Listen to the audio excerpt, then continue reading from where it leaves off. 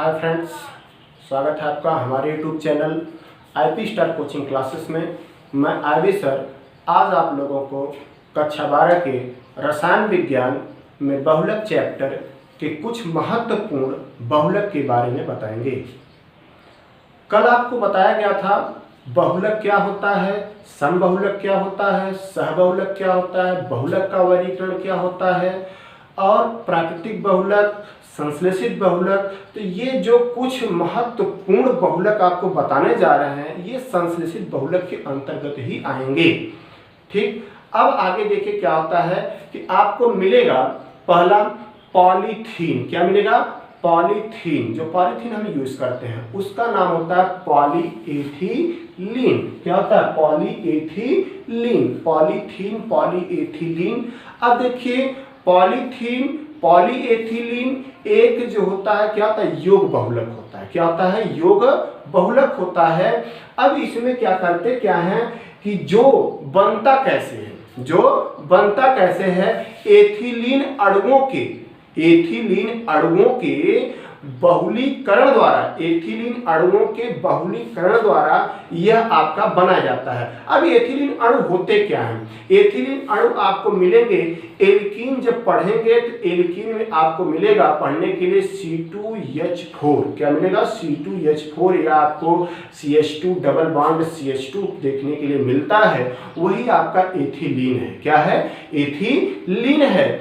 अब वह एल्कीन के अंतर्गत आता है। किसके अंतर्गत आता है? एल्कीन के अंतर्गत आता है। आई बात समझ में? अब उसी के, अब वही आपको बताया जा रहा है यहाँ पर है कि पॉलीथीन एक उच्च योग बहुलक है जो एथिलीन अणुओं के योग बहुलीकरण द्वारा क्या किया जाता है? बनाया जाता है। आई बात समझ में? अब देखिए रिएक्शन क्या होता है, बनाया कैसे जाता है, इसी के बारे में आपको जानना है। यहाँ पर लिखा जाता है क्या चीजें? CH2 डबल बॉन्ड CH2, जो अभी हमने आपको बताया है, जो अभी अभी हमने आपको बताया है, CH2 double bond CH2। N क्या है? N मोनोमर की संख्या है, मतलब एकलक अणुओं की संख्या है। अब इसमें कहते क्या है, यह होता है उच्च दाब और उच्च ताप पर। किस पर? उच्च दाब और उच्च ताप की उपस्थिति में या इसके प्रेजेंस में कह लीजिए कि यह क्या होता है कि आपका पॉलीथीन बनती है। इसमें होता है उच्च दाब। क्या होता है? उच्च दाब। और क्या होता है? उच्च ताप। अब इसमें बन जाता है आपका CH2 सिंगल बॉन्ड CH2, ये होता है N। इसी को बोलते हैं क्या? पॉलीथीन। क्या बोलते हैं? पॉलीथीन। ये होता है एथिलीन। ये एथिलीन अणु है। क्या है? एथिलीन अणु है जो क्या होता है? पॉलीथीन का निर्माण करते हैं या पॉलीथीन बनाते हैं। जो क्या करते हैं? पॉलीथीन बनाते हैं। आई बात समझ में? पॉलीथीन बनाते हैं। आया समझ में? तो चलिए देखिए अब आपको मिलेगा क्या चीजें टेफ्लॉन के बारे में। किसके? चलिए देखिए टेफ्लॉन क्या होता है। टेफ्लॉन के बारे में, टेफ्लॉन आपका जो होता है पॉलीटेट्राफ्लोरोएथिलीन। पॉलीटेट्राफ्लोरोएथिलीन यह होता है टेफ्लॉन, जिसको शॉर्ट में कहते हैं PTFE। क्या कहते हैं? PTFE। P मीन्स पॉली और T means tetra, F means fluoro और E मीन्स एथिलीन। ठीक है? पॉली टेट्रा फ्लोरो एथिलीन मतलब PTFE, पॉलीटेट्राफ्लोरो एथिलीन। अब यह देखिए क्या होता है, यह भी ध्यान रखिएगा जिस प्रकार से आपने पढ़ा था क्या चीज अभी अभी कि पॉलीथीन, उसी प्रकार से यह भी एकदम सेम है। यह भी क्या होता है कि एक उच्च योग बहुलक है। यह भी, यह एक टेट्राफ्लोरोएथिलीन का उच्च योग बहुलक है। यह भी एक मतलब क्या होता है? उच्च योग बहुलक होता है जो किसका? टेट्राफ्लोरोएथिलीन अणु होते हैं। जिस प्रकार से इसमें एथिलीन अणु थे उसी प्रकार से इसमें क्या होता है? टेट्राफ्लोरोएथिलीन अणु होता है जिसके संयोग से, जिसके बहुलीकरण से यह बनता है। देखिए बनता कैसे है कि करते क्या इसमें है, टेट्राफ्लोरोएथिलीन, टेट्राफ्लोरो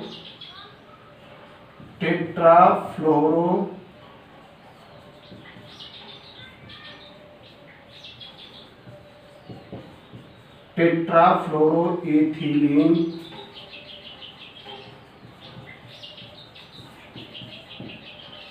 अणुओं को उच्च दाब एवं ताप की प्रक्रिया द्वारा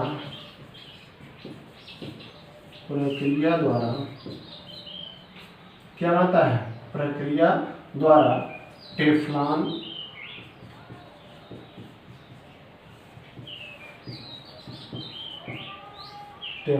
बनाया जाता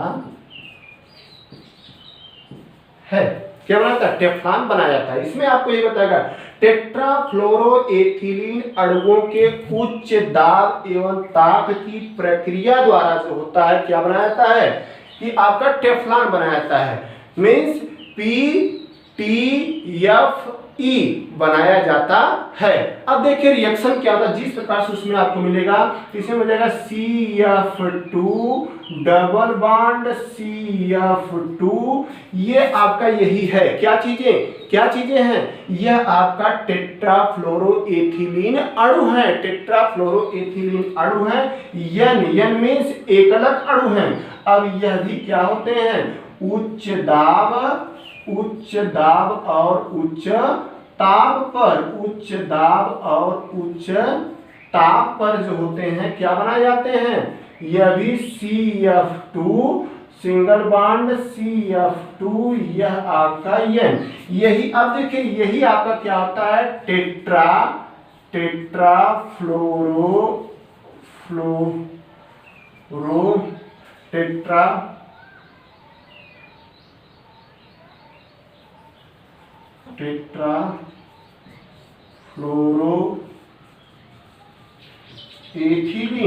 ये आपके अणु है। टेट्राफ्लोरोएथिलीन ये आपके अणु हैं। अब बनाते क्या हैं, बनाते हैं टेफ्लॉन। क्या बनाते हैं, टेफ्लॉन।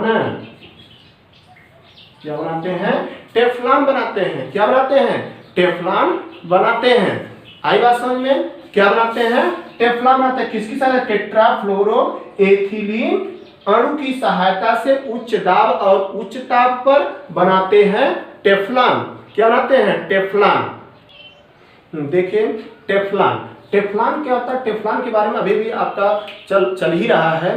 तो इसमें आपका बताया गया था टेफ्लॉन टेट्राफ्लोरोएथिलीन अणुओं के उच्च दाब और उच्च ताप की क्रिया द्वारा क्या होता है, टेफ्लॉन बनाया जाता है। अब देखिए टेफ्लॉन होता क्या है, कि टेफ्लॉन जो होता है कि यह रासायनिक रूप से निष्क्रिय होता है। रासायनिक रूप से निष्क्रिय मतलब रासायनिक पदार्थों के साथ कोई क्रिया नहीं करता है, यह निष्क्रिय होता है और ऊष्मा प्रतिरोधी होता है। मतलब ऊष्मा को अपने इस पार से उस पार जाने नहीं देता, प्रतिरोधी होता है, उसको रोकने का कार्य करता है। ऊष्मा को क्या करता है, रोकने का कार्य करता है। जैसे आप लोग देखते हैं जो चाय बनाने वाली केतली होती है, उस पर जो होता है, जो प्लास्टिक लगी होती है, जिसको पकड़कर हम चाय देते हैं या पलटते हैं, तो अब उसमें क्या होता है कि वह जो प्लास्टिक होती है वही टेफ्लॉन होता है। वही क्या होता है, टेफ्लॉन होता है, जिसमें वह जलता नहीं, हमारा हाथ उस पर जो होता है जलता नहीं, हम पकड़ते हैं जलता नहीं।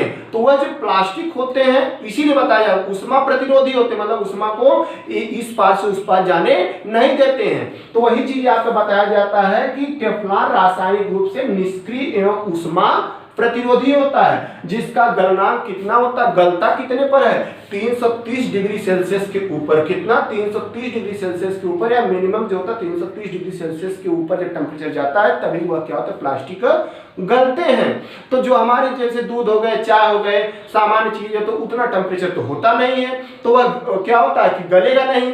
अब आती है बात किस पर, टेफ्लॉन पर जो होता है, जो सांद्र जैसे हमारे जो होते हैं अम्ल कुछ होते हैं, कुछ या विलयन होते हैं या पदार्थ होते हैं, से कह लीजिए सांद्र जो होता है नाइट्रिक अम्ल होता है HNO3, सांद्र सल्फ्यूरिक अम्ल होता है H2SO4, और इसके बाद सांद्र HCl होता है हाइड्रोक्लोरिक अम्ल, सांद्र जो होता है सोडियम हाइड्रोक्साइड होता है आपका NaOH। विलयन का इस टेफ्लॉन पर कोई प्रभाव नहीं पड़ता है। देख लीजिए इसमें आपको बताया जा रहा है, नोट कर लीजिए, इसमें टेफ्लॉन पर सांद्र सल्फ्यूरिक अम्ल जो होते हैं, सांद्र नाइट्रिक अम्ल जो होते हैं, हाइड्रोक्लोरिक अम्ल, सोडियम हाइड्रोक्साइड, विलयन का उच्च ताप पर कोई प्रभाव नहीं पड़ता है। उच्च ताप पर क्या होता है, कोई प्रभाव नहीं पड़ता है। इसका उपयोग जो होता है, बताया गया क्या चीजें, कुकिंग के बर्तनों पर लेप के रूप में, कह रहे जो कुकिंग के बर्तन हम यूज करते हैं उस पर लेप के रूप में किया जाता है। क्यों? क्योंकि यह उष्मा प्रतिरोधी होता है। क्या होता है, उष्मा